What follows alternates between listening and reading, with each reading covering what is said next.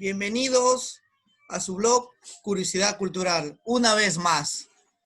Hoy tenemos un entrevistado de lujo, proveniente de Chile. Estamos hablando del escritor Manuel Martínez Opazo. Démosle una cordial bienvenida a nuestro invitado. Muchísimas ¿Qué tal? gracias por estar aquí. ¿Qué tal? Buenos días. Buenos días, porque acá estamos en buenos días, ya también estamos en buenos días. Tengo una hora de diferencia, pero muy bien. Aquí, primero, un agrado poder conversar contigo. Lo segundo, ser alojado en la misma casa editorial, Gamberazo Ediciones. Yo con THC, tú con tu libro, y me parece súper interesante poder intercalar e intercambiar algunas opiniones, experiencias, en fin, sobre la escritura y sobre lo que se vaya dando en el transcurso de esta conversación. Bueno, quisiera comenzar con el título del libro. Si pudieras mostrarnos el libro para el que el público conozca, el libro THS, que significa THC, THC, sí, porque disculpe, ese no sería el norte. Tramas, historias y cuentos. tramas, historias y cuentos. ¿Por qué lo tituló así y qué quiere decir? ¿Qué mensaje dice ese título sobre el libro entero? Bueno, la verdad que yo juego bastante en el mundo de la, ¿cómo podríamos decir? El mundo de categorizar las drogas. THC, el componente base, iguana. Tengo un libro anterior que se llama LSD, que es lugares, situaciones, destinos. Por lo tanto, como a mí me llaman Capitán Cianuro, yo me hago llamar también Capitán Cianuro, serían las drogas del Capitán Cianuro en letras. Es un juego de palabras, jugar un rato y desde ahí entrar al imaginario de cada uno y cada quien le puede poner la connotación que quiera. Yo lo único que les puedo decir, que no se confundan, que los papelitos no son de Biblia para hacer papelillos y no se fuma el libro, se lee. Es un libro lúdico, algo reflexivo. Tenemos 21 relatos que son de diferentes tenores.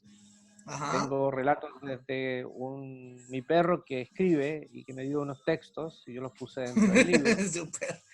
el cual me hace algún bullying, pero muy, muy cómicamente. Es una forma también de demostrar la tenencia responsable. Hablo en un cuento un poco de la tenencia responsable, lo que significa de que un animalito que uno de repente adopta o tiene que tener ciertas responsabilidades con él. Bueno, eso es uno de los Ujú. muchos temas que abordo. Tengo conversaciones con el hijo del Pulento, le llamo yo, que son unas conversaciones bastante peculiares. El hijo del Ajá. Pulento sería en este caso el hijo de Dios. Ajá. Vamos a ver si lo podemos ver. Yo estoy aquí abajo y estoy conversando con el personaje que está arriba. Si se dan cuenta, él también está con su celular. Ajá. Sí, sí. Eh, Se llama Conversación del Hijo del Pulento. Para los que no entiendan, la palabra pulento, pulenta, es como superior, grande, bacán, ¿no? Converso Sí. con él de las cosas cotidianas, de lo que le pasa, de lo que me pasa a mí. Nos llamamos por teléfono, nos hacemos pitanza y bueno, eso un poco. Y después ya vienen otros tenores de textos que son más cómicos, lúdicos. El libro lo tenemos en Gambirazo Ediciones por el portal en ebook. En Chile lo pueden contactar directamente conmigo. Lo estamos vendiendo también por ya libros.cl.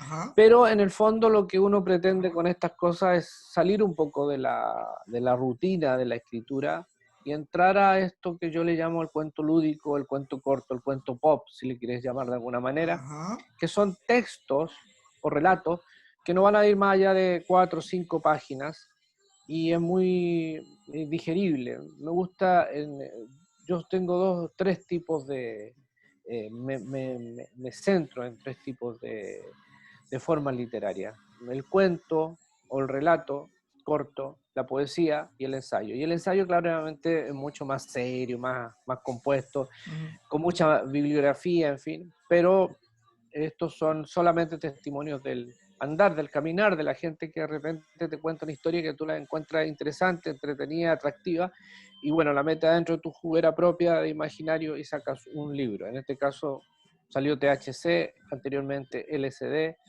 y estoy preparando otro libro, pero para la próxima Feria del Libro de Lima podamos ir físicamente y llevar los 3 libros, que Y sería sería bueno DMT. conocernos en persona, quién Sí, sabe. sería, no, lo más seguro que sí, probablemente nos vamos a conocer en persona. Si seguimos por Gambirazo y todo eso, se puede hacer. Todo se puede, estimado. Y he visto, como usted lo ha mencionado, que tiene una obsesión por las siglas. ¿O estoy equivocado? Y creo que va a seguir con ese camino literario. No, lo que pasa es que son son como las drogas del Capitán Cianuro, cada sigla tiene un que ver. El Ajá, LSD, el ácido lisérgico, que es la famosa droga de la bicicleta, ajá, y yo transformo la sigla en textos. LSD es lugares, situaciones, destinos. THC es trama, historia y cuento.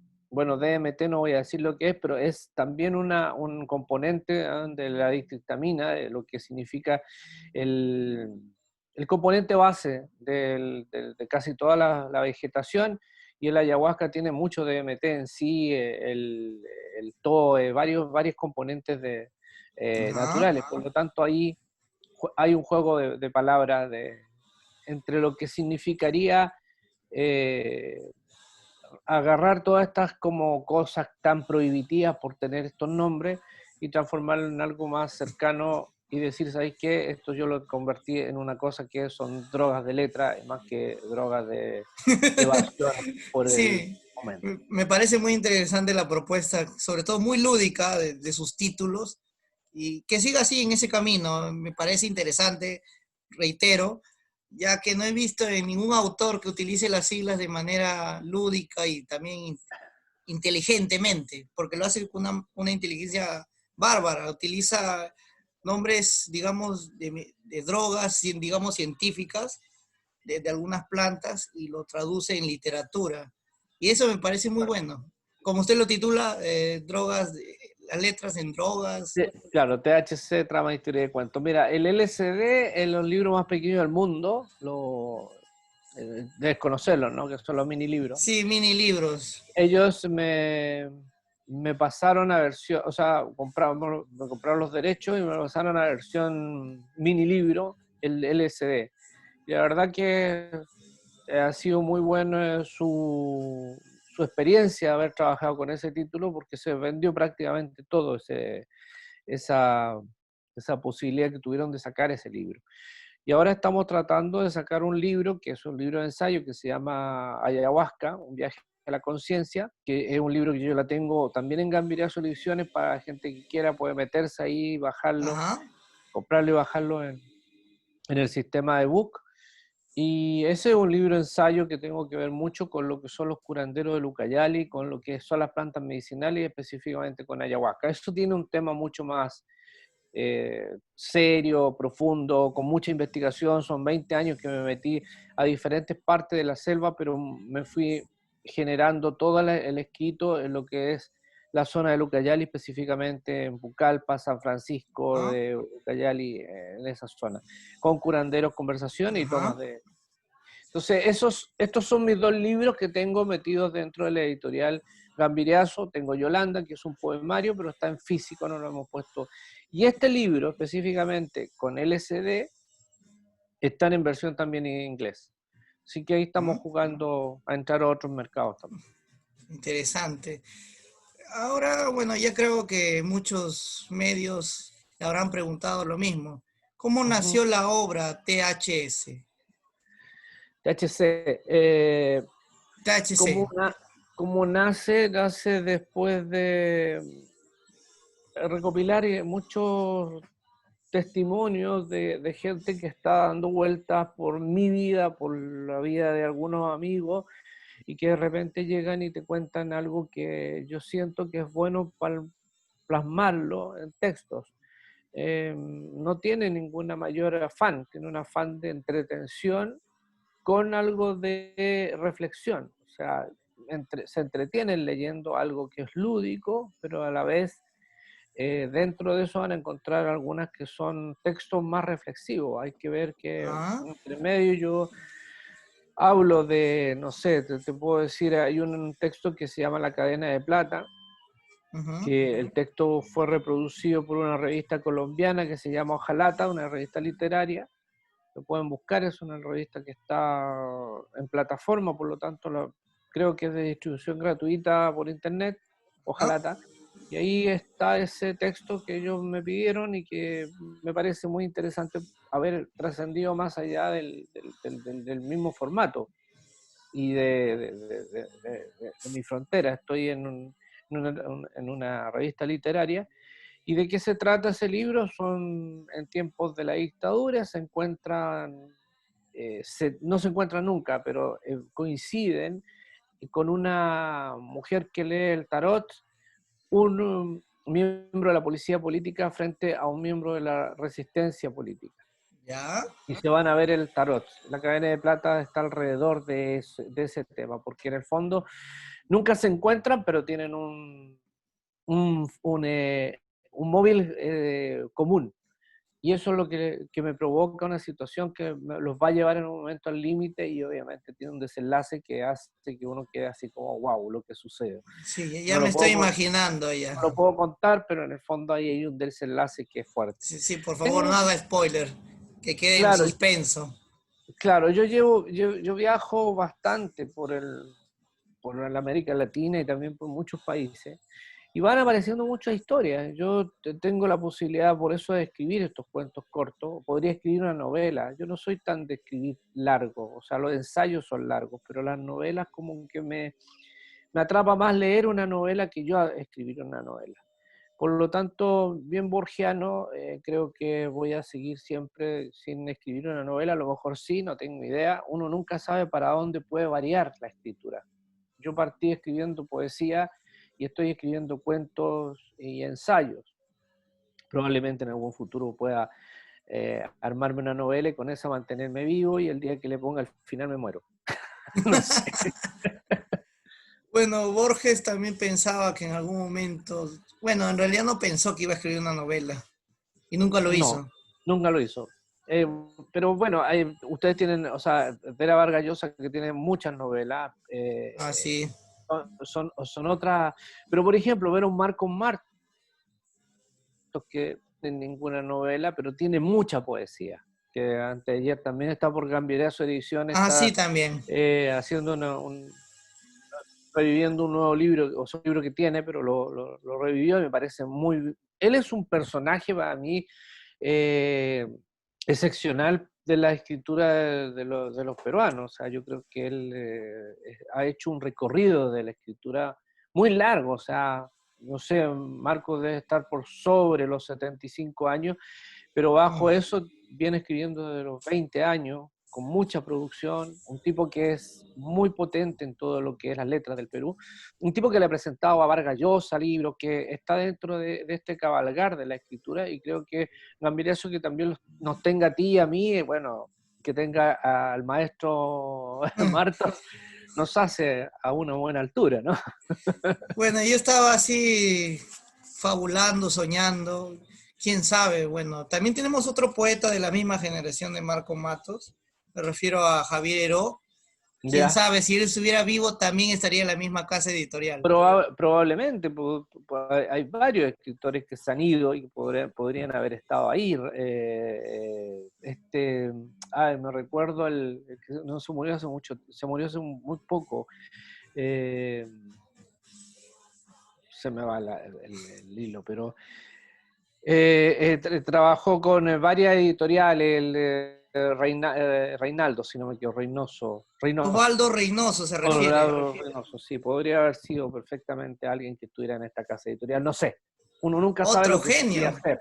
Era un genio, ¿no? Pero bueno, la gente de repente deja sus escritos, parte, y sus escritos son los que quedan, y es lo que te va a pasar a ti y me va a pasar a mí. O sea, cuando partamos nosotros no somos más que el instrumento vehicular que lleva una cantidad de letras. Por eso yo me defino de repente en transportista de las letras, del buen transporte, sino del transporte que hace paro en mi país, weón, y provoca los golpes de Estado, sino del buen transporte, del transporte de letras que va cada cierto tiempo sacando el carga y convirtiéndolo en el libro. Me defino así un poco, porque viajo bastante, y como viajo voy no solamente a la Feria del Libro, que este año me tocó estar en virtual, Ajá. por la contingencia, pero estaba en harta feria de libros, estaba en la Feria del Libro de Bogotá, en la de México, en Guadalajara, la de Ajá. Buenos Aires, he estado en Frankfurt, en fin, en una serie Wow. de lugares y me he podido presentar estuve en Estambul, Turquía, estuve en Hungría también, Wow. en ferias que de repente uno no se imagina que puede llegar y llega por circunstancias de que uno también le gusta caminar y las letras se mueven a medida que uno se mueva. Muleta. Bueno, ayer hablaba justamente con Frida Holler y bueno, para ella siempre existe la juventud. Ella sí cree en la juventud eterna y la vida después de la muerte. Bueno, no le gustaría escuchar esa forma negativa de decir que tienes que andar con muletas. Bueno, yo creo que sí, que cada quien tiene como enfrentar sus etapas de vida. Las etapas de vida son los que a uno le corresponde vivir. O sea, nadie quiere llegar a... O sea, no sé si nadie quiere. Yo voy viviendo la vida intensamente como me va tocando. O sea, vas dejando al niño atrás, pero lo mantienes dentro. Vas dejando al infante afuera para que no sea infantil en tus propuestas, en tus conversaciones.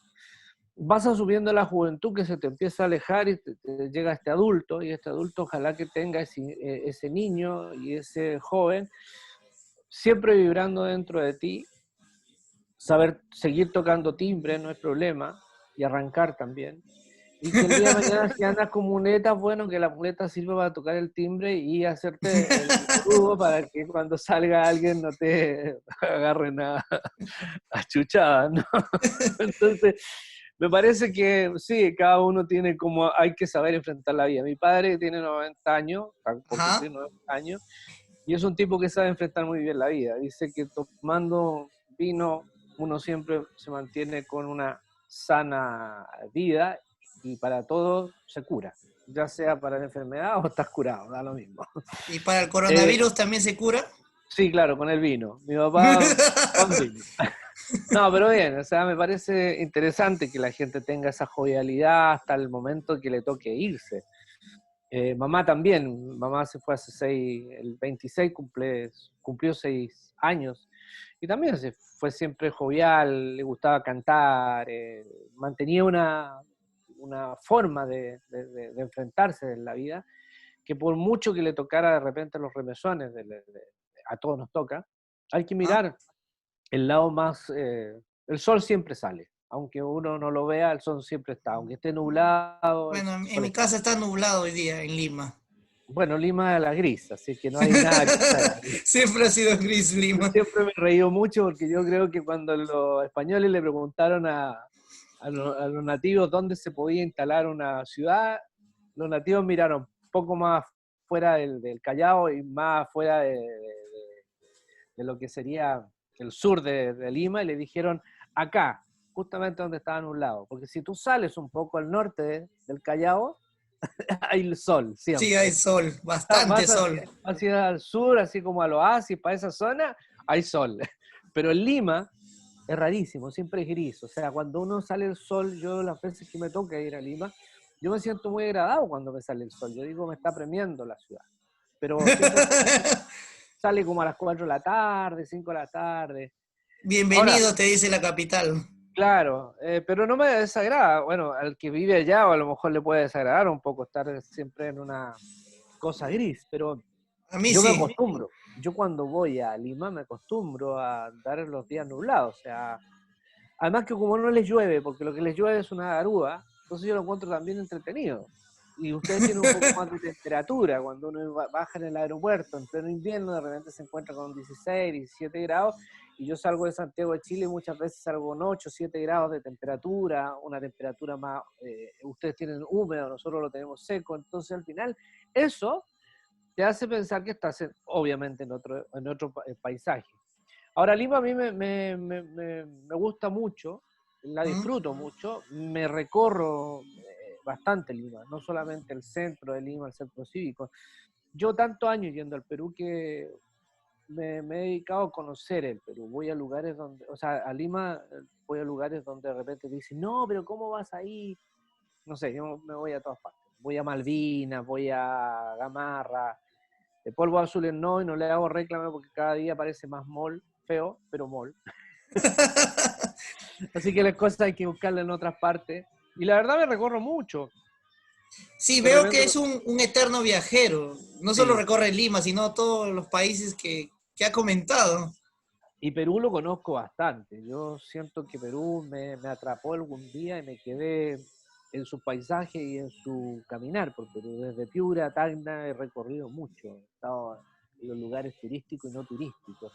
El río Cayali me lo conocí completo, prácticamente me hice un Pucallpa y Iquitos por el río Cayali, Ah, me gustaría recorriéndolo conocer Ucayali. Tengo esos viajes pendientes yo tienes también. que hacerlo, tienes que tomar el barquito, no el barquito turístico, trata de tomar una vez por lo menos, y Ajá. esa vez nunca más.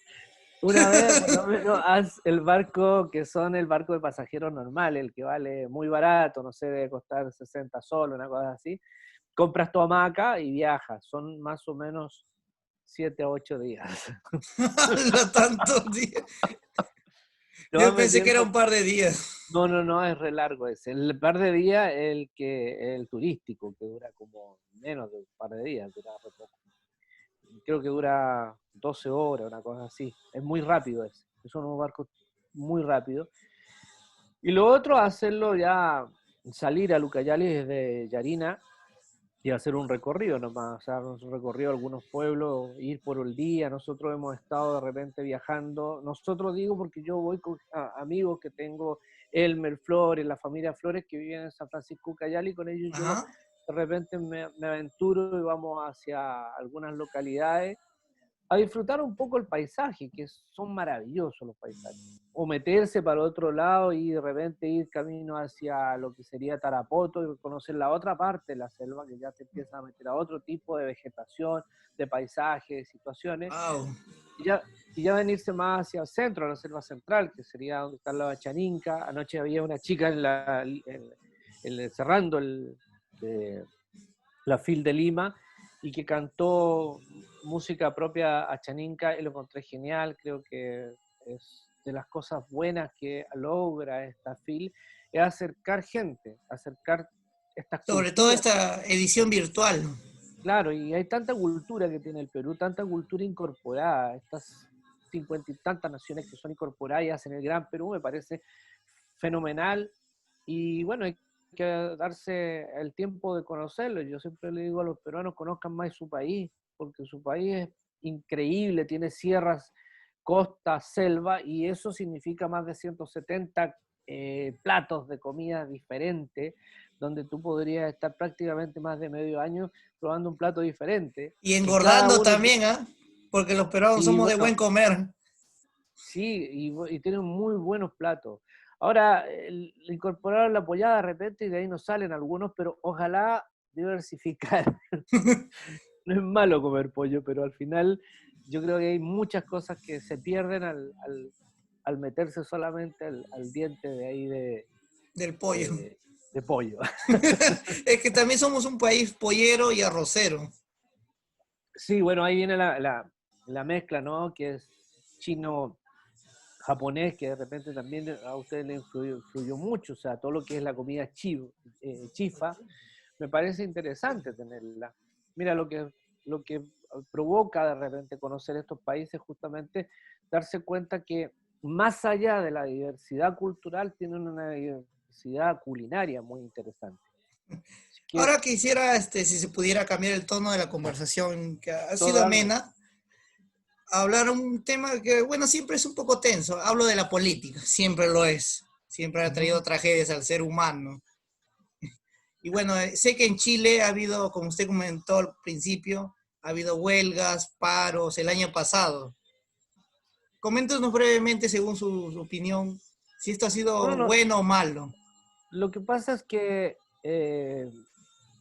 cuando tú generaste, durante la dictadura en Chile se generó un sistema capitalista perverso donde nosotros implementamos el neoliberalismo como la solución para todo y descartamos ¿Ya? todas las posibilidades de entrar a otro tipo de forma económica de darnos como país.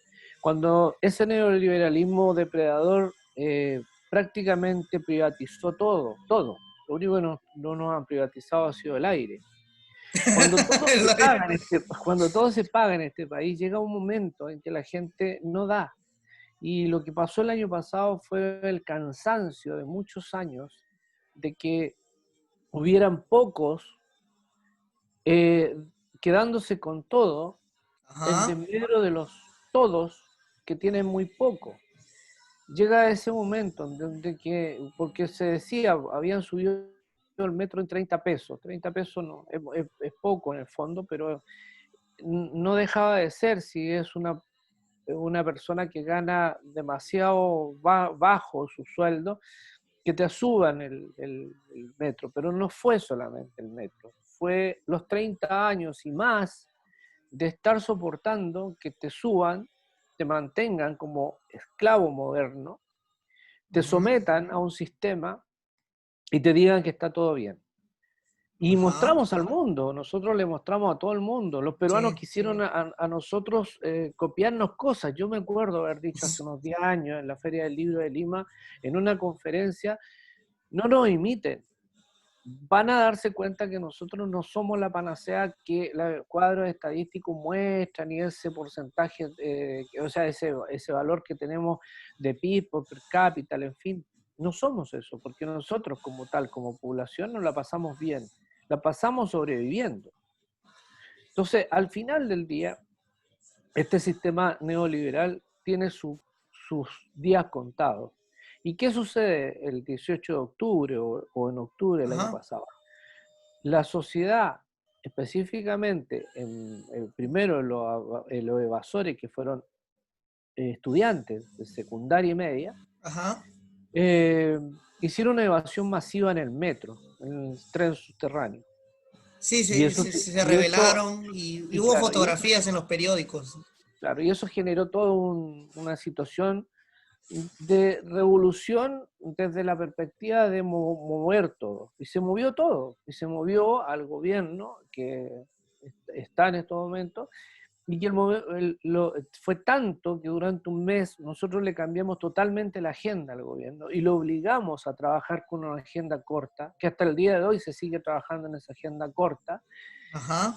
porque en el fondo llegó un momento en donde el, el, el, la gente se empoderó, se dio cuenta que ya era demasiado el engaño social.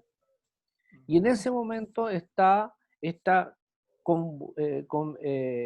revolución, como le quieras llamar, o explosión social, Ajá. donde trae una serie de manifestaciones día a día. Hubieron manifestaciones durante todo el mes de noviembre, prácticamente todos los días del mes de noviembre, y estuvimos en manifestaciones después todos los días viernes, que eran las manifestaciones fuertes, hasta marzo. Y en marzo, cuando llega la pandemia, la gente se empieza a encerrar y el gobierno toma como un aire de calma, pero no toma tampoco ninguna medida más. Estos son como los regímenes que tenéis que estarle pegando siempre en las patas porque tienen la cabeza muy dura, para que les duela. Y esto se empieza a mostrar de que no es solamente acá en Chile, sino también lo puede empezar a ver lo que sucedió en Francia, las revueltas francesas, no hace mucho tiempo tampoco. Bueno, en Y Perú lo acá que también pasa algo similar, ¿ah? y porque la gente se está empoderando y se está dando cuenta que quienes generan el poder o quienes secuestran el poder, al final del día no están haciendo algo para beneficio de la mayoría, están haciendo algo para el beneficio de sus cercanos, de los que les pueden generar Ajá. la mantención de este poder. Sus conocidos, digamos. Claro, yo por ejemplo, me puedo relacionar con lo que pasa en el Perú porque lo conozco, Ajá. hablo, y siento que Perú tuvo un freno radical cuando te meten a los 5 presidentes, por lo menos los meten Sí. presos a 4 y hay uno que se Sí, sí, suicida. sí, sí, sí, sí.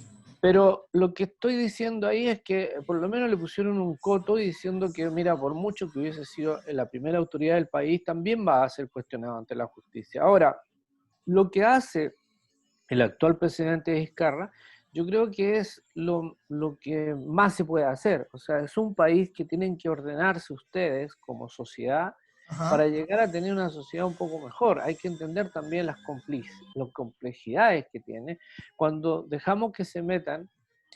yo no soy tan de decir que los políticos son malos. Yo creo que hay ciertos elementos que están dentro de la política que la secuestran. Los fujimoristas secuestraron en algún momento la política. A lo mejor hicieron en algún momento para detener todo el terrorismo ¿Mm? algo que se le podía aplaudir, pero terminaron haciendo algo que era tan o peor que lo que se estaba haciendo con el Bueno, en terrorismo. este caso yo discrepo porque yo creo que el terrorismo, más que el Estado, lo hizo algunos soldados y policías valientes del, si no me equivoco, de la DIRCOTE, quienes se organizaron para capturar al Sendero Luminoso y a su líder, Abimael Guzmán. No, Bueno, esa es mi opinión, sí, obviamente. totalmente de acuerdo que puede hacer eso. O sea, hay que ver después lo que sucede entre medio. O sea, cuando tú tienes a un Montesino que generó lo que generó y que es de conocimiento público a nivel internacional y por algo está preso, o lo mismo que significó lo que hacían con las pequeñas de los pueblos indígenas de haber hecho una cantidad de mutaciones. O sea, Ajá. hay una cosa que ahí hay que, el peruano medio tiene que tenerla clara qué es lo bueno para su sociedad y qué es lo que no hicieron bien las autoridades en su momento. Ahora, cuando esto lo traemos al contexto actual, lo que está sucediendo, ya sea en Perú, en Colombia, en México, en Estados Unidos mismo, o en cualquier latitud que uno nos va viendo, la gente se empodera. Y cuando la gente se empodera, la gente entra a tener conciencia de lo que les está pasando, exige. Y cuando alguien como autoridad no te está dando lo que tú estás pidiendo, obviamente las situaciones se empiezan a poner calientes y eso lleva a una situación que de repente puede ser cuestionada por un sector, que son los conservadores, que no quieren que todo, dicen que va a cambiar todo para que quede todo igual, versus a los otros que lo que quieren es que las cosas realmente se provocan en cambios radicales, o por lo menos lo que se pueda cambiar. Entonces, ese conflicto que se llevó a marzo, que nos baja, el COVID nos baja la tensión social, no deja de haber nunca esa baja de tensión social, porque en el fondo, si bien es cierto, no están las manifestaciones en la calle, la gente hace caceroleo, la gente llena las redes sociales, exigiéndole cosas, el gobierno pierde varias propuestas de ley dentro del Congreso, el Congreso le da un golpe de puerta a las narices con el retiro del 10% de las famosas fondos de pensiones. Es una gran victoria de la gente que está viendo que el sistema puede dar más hacia la gente Ajá. y el gobierno se queda como... ¿Y hoy día qué hace? Hoy día genera con el grupo más golpista, que yo le llamo el cartel de los camioneros. Los ¿Ah? camioneros en el año 72 hicieron un paro nacional que fustigaron a la Unidad Popular, que era el gobierno de Salvador Allende, hasta el golpe de Estado. Ellos son los Ah, grandes Salvador Allende. golpistas civiles. Y hoy día vuelven a repetir la historia, tomándose las carreteras de Chile y generando un caos social, porque en el fondo están dejando sin abastecimiento ciertas ciudades, y ellos están generando una confrontación que tiene una raíz mucho más profunda de decir qué es lo que quieren los camioneros. Los camioneros no es que están pidiendo algo así como que les bajen el peaje, el combustible es muy caro, en fin, mejoras, no sé, están pidiendo que se aprueben 13 leyes que tienen que ver solamente con actos de represión hacia la población que piense diferente o se mueva de otra manera. Ellos dicen que tienen inseguridad, que les queman los camiones. Se ha descubierto que hay quemas de camiones que han ¿Ah? sido inclusive improvisadas bajo montajes propios de este mismo gremio. Y hoy día el gobierno, usando el ¿Ah? subterfugio más miserable, agarra a los camioneros, se confabula y resulta que a ellos prácticamente pueden pasarse en el toque de queda armando hasta asado. Anoche estaban armando un asado en ¿Ah? una carretera, la policía los custodia y si tú vas a Plaza Dignidad, manteniendo Plaza Dignidad, el lugar donde la gente se reúne a manifestar, llega a los carros disuasivos, lanza agua, la Ajá. policía llega detenido. Ayer se llegaron a detener una persona por andar con una bandera mapuche. Entonces ahí hay un tema. ¿Qué hay detrás de esto?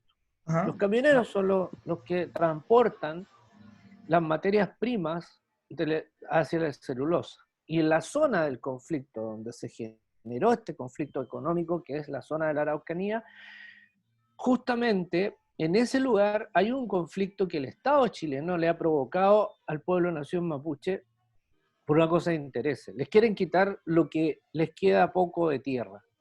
Ellos tienen un territorio. Esto es como No, eso sería que está mal. el Estado peruano se fuera a meter a donde los achaninca lo quisiera a sacar a como diera lugar, o se fueran a meter a Eso es Lucayán. repudiable, lo que hace el Estado. Entonces y este es un Estado que no es solamente este gobierno, sino el Estado de Chile sistemáticamente, en los gobiernos diferentes, de formas menores o mayores, han hecho este hostigamiento hacia el pueblo nación mapuche. Y hoy día eso ya no da mucho más, y justamente lo que están generando en estos momentos es mostrar poco menos que los Ajá. este pueblo originario fueran terroristas, que queman casas, que queman vehículos, que quieren mantener a como de lugar los territorios, y eso no es tan así porque han habido montajes muy, muy Ha habido oscuros. polémica, ha habido posiciones encontradas entre varios medios de prensa. Claro, Inclusive Jaime Bailey, nuestro gran periodista peruano, también lo ha criticado como una subversión terrorista, justamente, que bueno, va en contra de la libertad. yo tengo la peor opinión de Jaime Bailey, así que tratemos de no entrar porque considero que es un Sí, pelotudo con la marca mayor no que lo. habla de su comodidad de Estados Unidos y se cree el chistoso. Que se sienta allá, que le hable a los yanquis, total allá, la escupidera latinoamericana que está en Miami lo va a aceptar siempre, va a tener una tribuna, pero la verdad que yo creo que para ustedes no es ningún aporte, qué bueno que se lo liberaron y lo tienen en Miami, es como se libraron Qué también, bueno. que se libraron también de esta mujer que tenían Laura ustedes, Bozzo. qué bueno que se fue, lamentablemente se fue a México, pero se libran de gente que yo creo que no le hace bien a la conversa. Son demasiado fundamentalistas, tienen una ideología bastante rara y terminan haciéndose los chistosos, pero al final están haciendo daño desde las plataformas que tienen. Pero bueno, es parte también de lo que tenemos que soportar en la sociedad, o sea, Soporta. tenemos que vivir con este mal. Bueno, ahora quisiera cambiar el tono de la entrevista que ha sido, bueno, siempre es un poco tenso la política, pero es necesario hablarla, es parte también de la cultura. Yo creo que es muy necesaria siempre. Hablar de Sí. política, religión, cultura, no es malo, porque si lo dejamos para otros, los otros nos cuentan la historia. No, cuéntale. Y bueno, ahora quisiera hablarse un poco del humor. Yo sé que, bueno, en Chile, bueno, tal vez me van a insultar por esto, pero es parte de la cultura popular. Me refiero a la revista Condorito, y creo que usted ha hecho un video en YouTube, si no me equivoco, en Lo que referencia a esta pasa es que, revista histórica de comedia.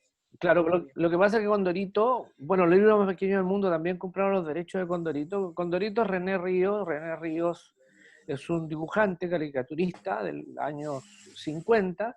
Eh, bueno, él murió hace unos años atrás. La revista Condorito lleva 70 años en circulación y más, 71 cumple este año. Y la verdad que es un cómics que está dentro de los cómics más connotados de América Latina y que tiene muchas aristas de jugar con el cotidiano. O sea, yo creo que los personajes que están dentro del Condorito podrían ser perfectamente los personajes que puedes vivir alrededor tuyo de algún amigo. O sea, él buscó esos personajes que eran sus cercanos y los fue metiendo dentro de la historieta y fue creando un universo donde prácticamente todos no tienen parentesco alguno, con excepción de Coné y Condorito, que son sobrinos, tíos, Tío sobrino, no, claro, pero no se sabe de dónde y quiénes son los parientes de mamá, papá ni nada. La abuelos, no. la Yuyita es lo mismo, la sobrina de Yayita, que tampoco se sabe su procedencia, o sea, debe ser de alguien. Pero los personajes son muy cómicos porque tú tienes no solamente a eso, tú tienes, por ejemplo, a Doña Tremebunda de Vinagre, o sea, el apellido del marido es bien fuerte, Tremebunda de Vinagre. Quasimodo Vinagre, él es un carnicero, se casó con Tremebunda. Tremebunda es la típica suegra que uno no le gustaría tener, pero Condorita la tiene, una vieja bigotuda, ¿no? Eh, Tiene un enemigo común que se disputan un poco el romance a Yayita, que es el Pepe Cortisona, Ajá, el que es, fortachón. que es un fortachón, que es un ganchero, que es un tipo que en algún momento demuestra al argentino bonaerense que es medio fanfarrón, ¿no? Presumido, Pero, claro. pero en el fondo esto que va haciendo René Río yo creo que es muy interesante porque en el fondo, sin a lo mejor darse cuenta o tratando, desde aparecer en una revista como Zigzag, con unas par de hojas, termina siendo una revista que duró muchos años y circuló por muchos países y entró también a traducciones. Y Condorito llegó a convertirse en lo que hoy día yo cuando voy a México, Condorito está, cuando voy a Colombia, Condorito está, cuando voy a Perú, Condorito está. O sea, Condorito es prácticamente latinoamericano de alguna u Sí. otra manera. Y además todo es fantasía y yo lo encuentro genial desde Pelotillehue, que no existe, que lo más cercano a Pelotillehue para poderlo geográficamente es una localidad que se llama Cumpeo. Y Cumpeo estaría a 3 horas y media de Santiago hacia el sur, donde tú llegas y ellos como que se vistieron de Pelotillehue, entonces todo lo que hay es en esa ciudad es temático alrededor de Uy, me Condorito. gustaría Ahí, visitarlo, ¿ah? Qué buen sí, dato. ahí encuentras la farmacia Sin Remedio, la carnicería de Tremebú, ¿cuánto se llama? De Doña Quasimodo. Quasimodo. Está el cura en la puerta, lo hicieron de una nomenclatura como que fuera el cura que aparece en Condorito.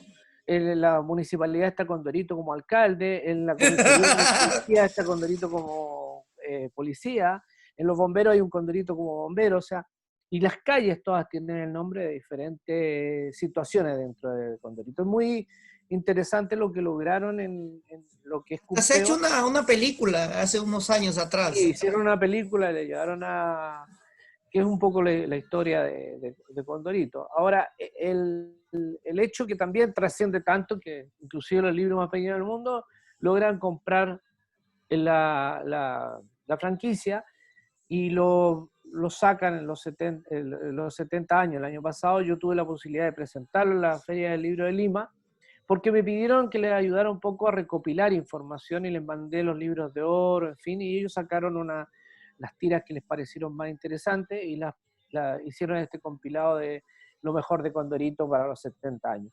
Ajá. Eh, Compraron los derechos a Taiwán, es rarísimo, por eso yo digo que Condorito sí es universal, A porque Taiwán. los derechos de Condorito los tenía la familia de René Río, se los vende a Televisa y Televisa se los vende a una de estas muchas organizaciones que compran derechos y los tienen como prácticamente para hacer este intercambio de valores, ¿no?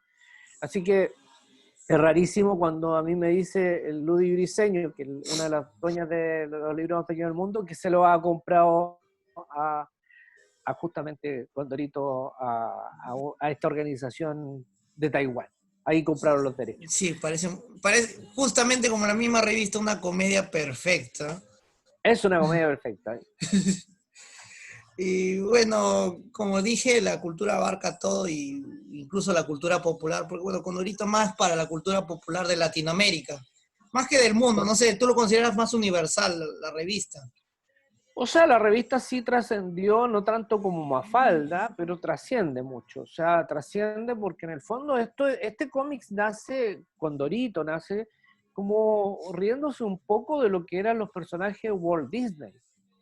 O sea, ahí nace en el año 49, como emulando un poco estos super personajes que tenía Walt Disney, pero también lo que venía en un avión y hay un tema ahí que René Río lo explota muy bien y juega con un cóndor, que es el cóndor latinoamericano, y que en el fondo lo baja a personaje, y ese personaje lo transforma en este personaje cómico, que no tiene ninguna otra cosa que la simpleza, la picardía, la sencillez de ese tipo tallero que nosotros lo conocemos en las esquinas, que cuenta chistes, que te hace de repente hacer este plop, ¿no? Esta forma de No, o exijo una explicación, esa frase icónica. eso yo encuentro genial, porque en el fondo exigir una explicación siempre exigir una explicación cuando no entiende algo. Y el plop es cuando a ti te hicieron una broma y que, bueno, caíste en ella, ¿no? Entonces para figurarla cómo se puede hacer, yo lo hacía con el plop. Ah, Hay mucha bueno, historia alrededor de Condorito. sí, hay muchas historias. Ahora se me estaba ocurriendo una pregunta y es relacionada, bueno, se sabe, bueno, en Perú tenemos un premio Nobel de literatura que, bueno, vive en España y no en Perú, Mario Vargas Llosa. Uh-huh. En Chile tienen dos premios Nobel, estoy hablando de dos poetas, Pablo Claro. Neruda y Gabriela Mistral. Eh, ¿Qué opinión tienes al respecto de estas dos sucesos? ¿Por qué, bueno, Chile tiene más premios Nobel, digamos, el doble de Perú? ¿Es que apoyan más No, la literatura?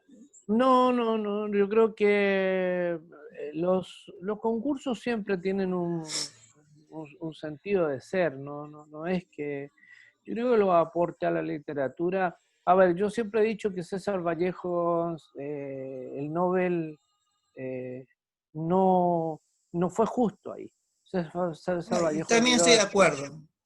debió ser Nobel, es un aporte a las letras y se quedaron cortos ahí, y no lo hicieron. De repente tú empiezas a ver que hay, no quiero decir que los Nobeles no se lo merezcan, hay algunos Nobeles que son como que, bueno, no sé, por algo le dieron el Nobel. Pero los aportes, mira, más allá de que a lo mejor voy a discrepar, y a Vargas Llosa le debe importar reverendo carajo que yo discrepe con él, voy a discrepar con él en lo que es social político, pero que él es un aporte a las letras, lejos es un gran aporte a las letras, eso no me cabe duda. O sea, yo en ese aspecto Su sí literatura cabalgo. es extraordinaria, más allá de la política. Claro, entonces ahí tenés un tema. Después, que Chile tenga dos Nobel son diferentes circunstancias. O sea, la Gabriela Mistral, el Nobel en los años 50, Neruda en los años 70. Una Gabriela Mistral que además tuvo que salir de Chile para que se le reconocieran las letras y se instaló en Estados Unidos, en fin, y desde allá hace todo su desarrollo literario mayor. No quiere Ajá. decir que acá no tuviera. Muchos años después se le entregó el Premio Nacional de Literatura, cosa paradójica. Y Pablo Neruda en los años 70 recibe el Premio Nobel de Literatura y son cosas totalmente diferentes. Los dos son un aporte a la literatura desde las diferentes plataformas que se instalaron y en las circunstancias que vivieron. Pero también tenés García Márquez, que es un muy aporte a la literatura, y bueno, Sí. Vargas Llosa, que es el único vivo, que vive en España, pero es el único vivo de los premios Nobel que quedan en Latinoamérica. O sea, todos los demás han muerto y se han ido, obviamente, quedando solamente sus letras. Vargas Llosa es un personaje, una personalidad más allá de lo que es su letra, y ha generado muchas situaciones de desarrollo alrededor del mismo, como ese personaje que él mismo creó. Por lo tanto, creo que son los aportes de la literatura van más allá, si acá se lee más, allá se lee más. Yo creo que Latinoamérica lee poco, eso es todo. Yo lo Ajá. pongo como un gran núcleo de Latinoamérica. Yo creo que lo más que pueden tener, y eso lo veo en un cuadro estadísticos reales, Argentina debe ser uno con Uruguay, porcentualmente deben ser los que más leen. El resto de América Latina, y me incluyo como Chile, son muy elementales lectores. O sea, no es una cosa así como ustedes van, nosotros menos, los otros más, no es tan así. Y uno lo ve en la feria de libros, cuando va a la feria de libros física, que cuando hay un desarrollo de una feria de libros, la gente no va masivamente, va como corresponde, pero ahí se nota que también podría ser mucho mayor, pero también hay un tema entre medio. La promoción de la lectura en los programas de estudio no es del todo muy buena. Entonces eso es, acuérdate que además que lee se arma sus propias opiniones y quien no lee recolecta opiniones de la editorial de algo y arma opiniones de otros. En cambio, Se cuando vuelve tú lees, pelegroso, digamos, para claro, las autoridades. entonces lo bueno es lo que te digo, o sea, podría ser mucho mejor generar la promoción a la lectura y eso a lo mejor tendría muchos más lectores. Pero bueno, eso es, en el fondo, que hayan dos Nobel acá, un Nobel en Perú, un Nobel en Sí, Colombia bueno, o más. esta pregunta lo hice a propósito justamente para obtener esta respuesta detallada. Muchas gracias No, gracias a ti. por la respuesta precisa. Y espero que no se me olvide lo que iba a preguntar. A ver. Este blog justamente acaba de mencionar algo importante, promover la lectura, la cultura, y justamente este blog hace eso, difunde la cultura y todas las artes sin perjuicio alguno. Y espero que el público se interese por cada uno de los autores, personajes de la cultura que he llegado a entrevistar. Bueno, te felicito, Alex, porque creo que estos son los espacios que se van generando. Meche TV, no sé si la conoces, también genera un espacio. Son la gente que hace a pulso, pero la cultura se hace a pulso, o sea, eso es claro.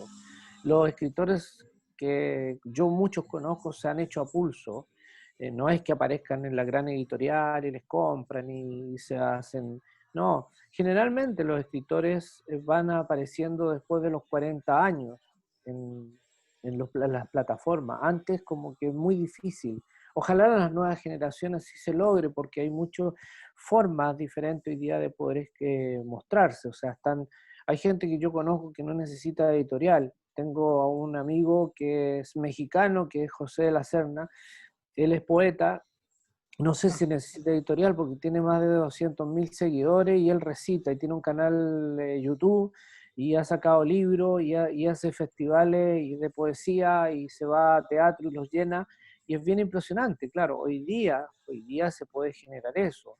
Hace unos 15, 20 años eso no era muy posible porque no habían plataformas como esta que estamos generando hoy día de conversación. No tengo que estar en Perú o en tu casa, tú tienes que estar en Chile, en mi casa, podemos conversar y generar este tipo de cercanía y hablar de lo que nos corresponde hablar, ¿no? Entonces eso es para mí muy interesante porque va generando que la gente se interese en lo que quiera y en este aspecto también se puede interesar en leer más. Me parece súper bien tu canal y yo lo felicito y espero que sigas haciendo esta entrevista y no te aburras, porque eso es lo que pasa, que uno de repente va muy bien y de repente dice, ya, pero esta semana no. Bueno, no le voy a negar que he tratado de organizar mi calendario justamente para no llegar a aburrirme o cansarme, porque más que aburrirme uno se termina cansando físicamente hablando. Claro, pero tú eres muy joven, así que no.